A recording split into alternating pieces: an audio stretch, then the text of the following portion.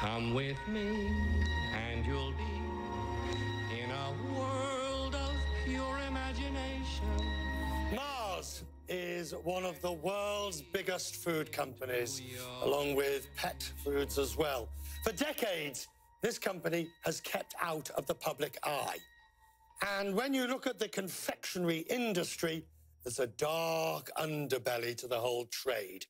Tales of spies and corporate espionage in the background and in the past. Think about it. Chocolate is the industry which inspired Roald Dahl's Charlie and the Chocolate Factory.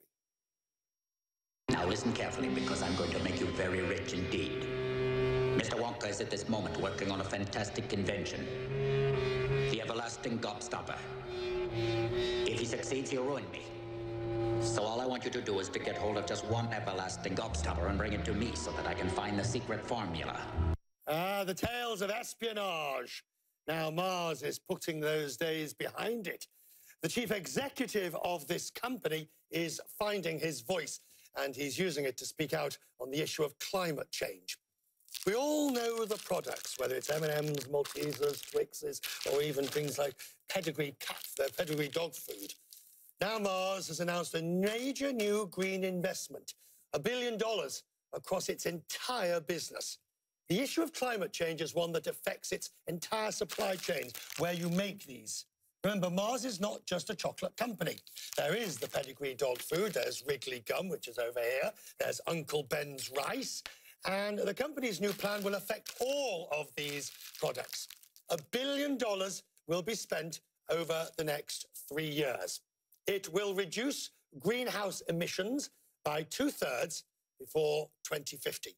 It will roll out new programs that would tackle inequality among workers in its value chain. That's what this plan is all about.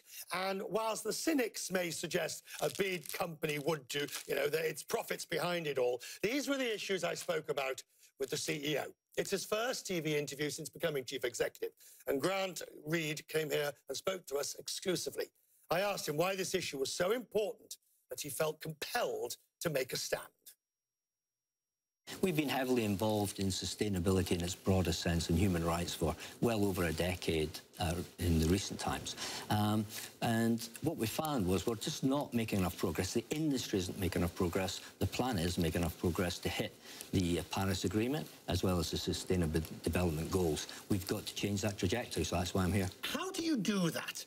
My understanding, and I've looked at this a few times at different companies, is it's fine to have highfalutin policy documents that you can all pass around, but this is really about nuts and bolts, on the ground, making individual changes with that supplier who supplies sugar, who supplies this, who supplies that. So give me the practicalities of what you're looking to do. Yeah, you're spot on. So what we spent a lot of time on our own supply chain, made massive changes, and we're making a difference. Such as? So we've got our zero waste to landfill. All of our facilities, no waste to landfill. We've cut our greenhouse gases by 27% in the last few years. So we're making those changes within our own supply chain.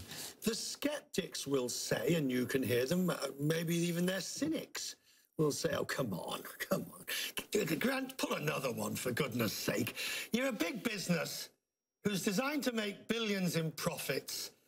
What do you care about? The supply chain sustainability goals in remote part of the world. You're having us on. Yes. So what I would say to the cynics is, first, I'm an optimist. Second, this is good business. We're talking about sustainability, spending $1 billion over the next few years in our supply chain, but there's a return on that investment. And when you use less water, you're using less electricity, you're creating a more vibrant supply chain in the farms, putting farmers first, increasing yield, increasing productivity. It's just good business. And in these days of millennials, you attract more talent. So we think it's good business. Why is Mars speaking out now? Not just on this issue. Why are you raising your public profile? I think, first of all, I think the size of the issue. If you can't find your voice on something that affects the health of the planet and all the people in it, then you probably never find your voice. So that's first. The second thing is our consumers and our customers and our supply chain are looking for more transparency. They're looking to have our view. And if you don't write your own story, somebody will write it for you. So I think it's a balance of those things. It's the big issues we want to focus on.